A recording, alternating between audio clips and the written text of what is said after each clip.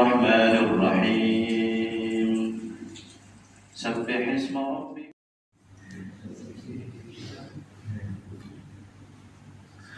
Bismillahirrahmanirrahim. Assalamualaikum warahmatullahi wabarakatuh.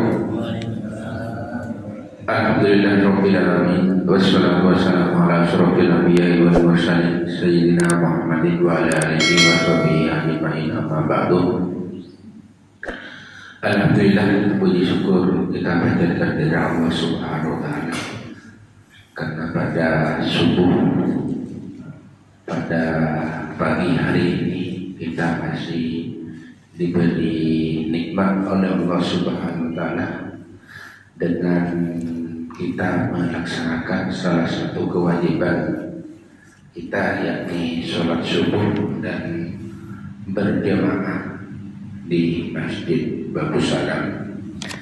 Mudah-mudahan dengan kita masih diberi nikmat sehat, nikmat sempat, dan diberi juga masih kekuatan untuk bangun dari tidur kita, walau kita tahu tadi di awal waktu azan hujan sangat deras.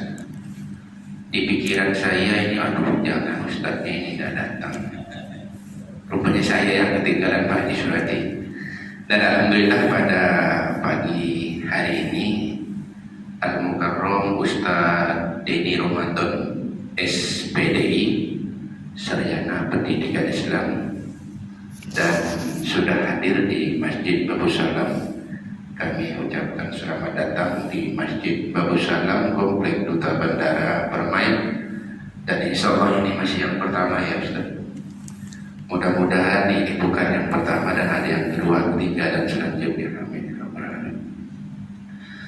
Seperti biasanya kajian pada subuh minggu kita isi dari semua ustadz yang diadakan di Masjid Babus Salam, dan ini merupakan suatu program kegiatan yang sudah direncanakan oleh pengurus Masjid Babus Salam dan insya Allah akan terus berjalan dalam rangka salah satu misinya adalah memakmurkan Masjid Komplek Duta Bandara dan menambah juga wawasan ataupun pengetahuan dari bapak-bapak, ibu-ibu jemaah Masjid Babus Salam.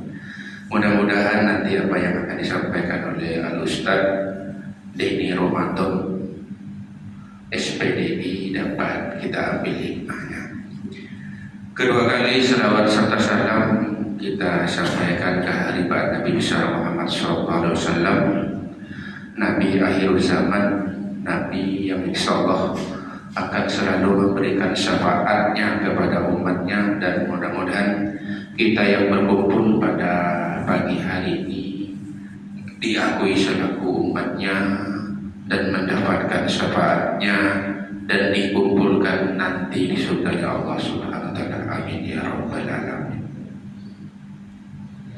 Jemaah Masjid Babus Salam yang insyaallah dimuliakan oleh Allah Subhanahu wa taala, peserta kuliah subuh hari ini agak berkurang mungkin karena kondisi hujan. Biasanya di sini ini penuh itu kan. Dan ya mudah-mudahan ketidakhadiran para jemaah pada subuh hari ini karena faktor hujan, dan kalau mereka kendala lain atau sakit, mudah-mudahan Allah segera mengangkat penyakitnya dan diberi kesabaran dan diberi kesembuhan sehingga dapat beraktivitas seperti kembali dan berjamaah di Masjid Babus Salam. Untuk dari kami mungkin tidak kami berpanjang lebar, yang jelas ke kajian subuh pada pagi hari ini Ustaz kita laksanakan sampai waktu suruh, dan nanti kita sholat suruh nafsi nanti ataupun masing-masing. Oleh sebab itu nanti kalau tidak salah jam 5.28, jadi jam 5.25 kita akan adakan sesi tanya jawab dari jemaah. Kali ada yang mau bertanya, ada yang kurang mengerti ataupun kurang paham, Nanti kita isi juga dengan tanya jawab. Dan dari kami selaku pembawa acara, kami serahkan waktunya sepenuhnya kepada Al-Ustaz Dini Ramadan SPDI Waktu dan tempat. Kami persilakan tafadhol. Bismillahirrahmanirrahim. Alhamdulillahirabbil alamin. Wassalatu wassalamu ala asyrafil anbiya'i wal mursalin sayyidina Maulana Muhammadin wa ala alihi wa sahbihi ajma'in. Subhanaka la 'ilma lana illa ma 'allamtana innaka antal 'alimul hakim. Rabbi shrah li sadri wa yassir li amri wa hlul 'uqdatam min lisani yafqahu qawli. Nawaitu ta'alluma wa ta'lima wal ibada wal istifada wan naf'a wal ittiba' wa hadza ala tamassuki bi kitabillahi wa sunnati rasulih wa dilala 'ala al-huda wa dilala 'ala al-khair ibtigha'a liwajhillah wa mardatihi wa thawabih. Assalamualaikum warahmatullahi wabarakatuh. Alhamdulillah, pada subuh minggu ini yang mana tadi itu hujan lumayan. Kalau udah subuh hujan, kena selimut tambah nyaman. Pagi hari libur dan hari free ya. Tapi alhamdulillah saya di sini tadi itu di rumah sekitar jam 3:30 itu udah angin, ada guntur sedikit. Bilang wah ini takutnya hujan. Jadi saya pergi awal pas kena di Kodam itu gerimis. Itu sekitar jam 4 kurang. Saya datang jam 4 kurang 15 menit. Tapi Allah takdirkan saya, memberi saya kekuatan untuk bisa hadir menyampaikan daripada amanah baginda Nabi Muhammad SAW. Alhamdulillah, pada subuh ini marilah kita sama-sama bersyukur atas nikmat Allah Subhanahu wa taala, yang mana nikmat Allah ini tak bisa kita hitung. Tidak bisa kita untuk menghitung apalagi memerintelinya. Dan banyak di antara nikmat itu yang mana kita tuh lupa. Contohnya nikmat yang pertama adalah pernahkah kita meminta kepada Allah, ya Allah jadikan bumi ya Allah, ya Allah jadikan sungai isi ikan-ikan itu ya Allah, ya Allah tumbuhkan pohon-pohon sayur sawi dan sebagainya. Pernahkah kita meminta? Tidak pernah. Tapi Allah Subhanahu wa taala mengetahui kebutuhan hamba-hambanya, maka Allah siapkan bumi, laut, sungai, makanan, buah-buahan yang mana tanpa kita meminta Allah sudah siapkan. Kadang kita hanya nikmat yang sedikit yang kita tak dapat itu kita sampai kufur. Nauzubillah. Ya Allah, hamba nak berdoa ni dari kecil sampai dah kahwin tak dikabulkan. Doa itu dikabulkan, tapi melihat beberapa keadaan. Kadang ada orang berdoa langsung dikabulkan. Kadang ada orang berdoa tidak dikabulkan. Nanti sebagai pelebur dosa kecil, dosa-dosa kecil dia. Ada juga doa nanti untuk penyelamat dia di akhirat. Jadi Allah itu mengetahui standar kebutuhan hamba. Contoh, seandainya bapak nih minta, ya Allah anak minta duit 1 miliar, langsung diturunkan sama melewati hamba-hamba. Ada besok pagi orang datang, ini Pak ada uang sedikit 1 M untuk bapak dan keluarga. Istri udah mana pikiran? Bang beli ini, bang beli ini. Dapat beli mobil Fortuner. Jadi udah beli mobil Fortuner, tetangganya yang biasa ditegur yang tak ditegur, sifat sombong. Jadi itu Allah mengetahui kadar standar kebutuhan kita. Kadang kita sifat manusia ini lumrahnya itu memang tamak. Dapat ini kurang, dapat ini kurang, selalu merasa kekurangan. Makanya bersyukur. Syukur saja itu termasuk nikmat dari Allah Subhanahu wa taala. Jadi duduknya kita di sini nikmat. Yang pertama, kenapa? Duduk di rumahnya Allah Subhanahu wa taala. Yang kita i'tikaf di masjid ini. Selama kita duduk di sini, Allah Subhanahu wa taala mencatat pahala kita. Kemudian yang kedua, duduknya kita di sini menghadiri majelis ilmu, yang mana para malaikat itu membentangkan sayapnya kepada siapa? Kepada orang yang mencari ilmu. Kenapa? Ridho dengan apa yang mereka lakukan. Jadi itu malaikat itu ada tugas-tugasnya. Jumlah malaikat tak kita tahu. Ada berapa jumlahnya tak akan terhitung. Diceritakan dalam kitab itu, setiap satu hari malaikat itu masuk ke dalam Baitul Ma'mur sebanyak 70.000 malaikat, dan masuk enggak keluar lagi dari zaman dulu sampai sekarang. Sehingga jumlah malaikat yang kita ketahui saking banyak. Ada di antara malaikat yang diperintahkan oleh Allah Subhanahu wa taala untuk keliling ke dunia. Bukan jalan-jalan, bukan healing-healing, tapi untuk mencari hamba-hamba Allah Subhanahu wa taala yang di mana di situ dibacakan ayat suci Al-Qur'an, dibacakan salawat Nabi, dipelajari ilmu Allah dan ilmu Rasulullah. Kemudian malaikat itu nimbrung ke situ. Setelah selesai majelis itu kembali kepada Allah Subhanahu wa taala. Wahai Allah, di sini di Masjid Bagus Salam di Ayani, Komplek Duta Bandara, ada hamba-hambamu yang mencari ilmu, yang belajar ilmu, wahai Allah. Apa kata Allah? Wahai malaikat, ketahuilah, inni qad ghafartu lahu. Aku telah mengampuni mereka, dan beritahu kepada penduduk langit dan bumi, dan beritahu kepada ikan-ikan, tumbuh-tumbuhan, rumput dan sebagainya untuk beristighfar kepada mereka yang mencari ilmu. Jadi duduknya kita ini nikmat. Makanya hidayah itu mau dijemput, tak bisa kita nunggu hidayah. Nunggu hidayah Pak, datang, tak datang. Hidayah itu seperti rezeki. Kita duduk di rumah satu hari satu malam nunggu rezeki datang tak? Tak datang.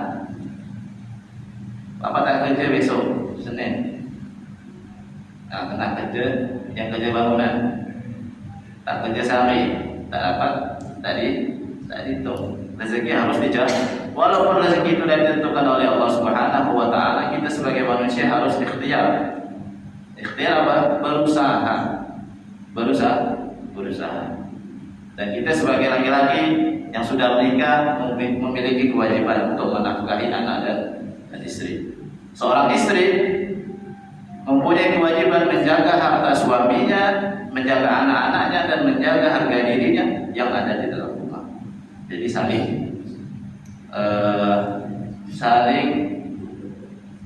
memenuhi satu sama lain. Bapak-bapak, ibu-ibu yang dirahmati oleh Allah Subhanahu wa taala, salawat beserta salam tak lupa kita haturkan kepada junjungan kita, panutan kita, yaitu baginda Nabi besar Muhammad sallallahu alaihi wasallam, yang mana alhamdulillah sampai sekarang kita tercipta menjadi umat Nabi Muhammad sallallahu alaihi wasallam. Pernahkah kita minta dijadikan umat Nabi Muhammad sallallahu alaihi wasallam? Lahir dalam keadaan menjadi umat baginda Nabi Muhammad sallallahu alaihi wasallam. 124.000 nabi dan 313 rasul telah meminta kepada Allah Subhanahu wa taala untuk dijadikan umat Nabi Muhammad sallallahu alaihi wasallam. Bayangkan para nabi minta untuk dijadikan umat Nabi Muhammad. Jadi kenapa sampai nabi itu minta kepada Allah untuk dijadikan umat Nabi Muhammad? Karena apa? Karena keutamaan umat Nabi Muhammad sallallahu alaihi wasallam itu banyak. Umur sikit 60 70, tapi ibadahnya berlipat ganda. Itu ketika Allah Subhanahu wa taala, Rasulullah sallallahu alaihi wasallam datang kepada Allah. Wahai Allah, umatku ini umurnya pendek. antara 60 dan 70. 80 itu bonus dari Allah. 90 bonus juga. 60 sampai 70. Apa kata Allah? Wahai Muhammad, setiap umat melakukan ibadah akan dilipat gandakan. Contohnya apa? Di bulan puasa. Di bulan puasa, yang mana pahala bulan puasa itu berlipat ganda. Amalan sunnah dilipat seperti melakukan amalan kewajiban. Sedangkan kita melakukan kewajiban di bulan puasa itu berlipat ganda pahalanya. Itu keistimewaan umat Nabi Muhammad SAW, diceritakan oleh Nabi Adam alaihissalam. Apa katanya? Inna Allaha a'ta ummata Muhammadin arba karamat. Sesungguhnya Allah Subhanahu wa taala memberikan 4 kemuliaan kepada umat Nabi Muhammad SAW. Ma'atiha, tidak diberikan kepada aku, kata Nabi Adam. Yang pertama, taubati di Mekah. Nabi Adam diterima taubatnya itu di Mekah. Di Mekah. Ketika aku berada di surga, Allah turunkan aku dan aku bertaubat. Taubat Nabi Adam bukan sehari 2 kali, Pak. Sampai diriwayatkan itu sampai berpuluh-puluh tahun baru diterima taubatnya. Sedangkan wa umat Muhammad, sedangkan umat Nabi Muhammad, apa katanya? Wa umat Muhammad yatubu fi kulli makanin fayatubu alaihim. Sedangkan umat Nabi Muhammad bertaubat dimanapun dia berada dengan taubat dan nasuha, fayatubu alaihim, maka Allah akan menerima taubatnya. Nabi Adam berpuluh-puluh tahun bertobat tidak diterima kecuali di Mekah. Seandainya syariat Nabi Adam itu sampai sekarang, kita harus ke Mekah, Pak. Bapak duit tiap hari ke Mekah taubat. Memang sedap ke Mekah, tapi duit tak sedap. Asal kita nunggu haji ya. Kadang ada yang tak sempat dipanggil Allah umurnya, ya kan? Kita dapat haji sekarang kayak saya umur 20 lebih, 40 tahun baru bisa giliran. Itu pun kalau panjang umur. Kalau pendek, lagi mana? Anak belum ada, ya kan? Jadi itu taubatnya harus di Mekah Nabi Adam. Tapi umat Nabi Muhammad mau dia di rumah, di tepi jalan, depan masjid, di dalam masjid, di mana pun dia bertaubat, asalkan taubat itu taubat dan nasuha, maka Allah terima taubatnya.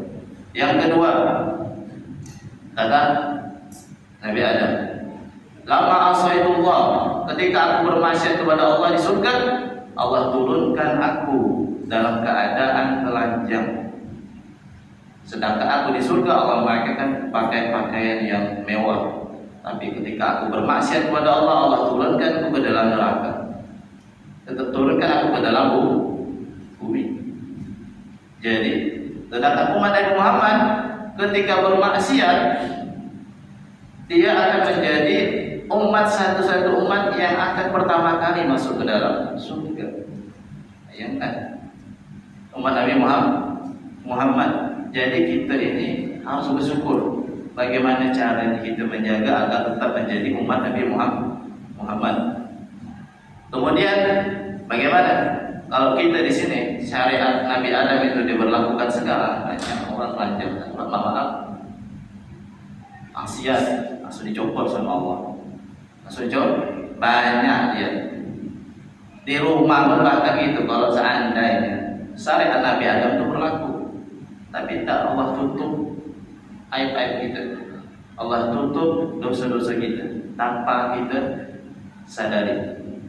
Ya, saya pakai songkok putih, pakai gamis, pakai apa semua, tak tahu maksiat apa dilakukannya, ya kan? Nah, bisa jadi orang yang kerja tukang itu pahalanya, amalnya lebih banyak daripada orang yang pakai imam, pakai sorban. Tak tahu. Situlah Allah menutupi aib-aib seseorang. Makanya kita tidak boleh buka aib-aib orang.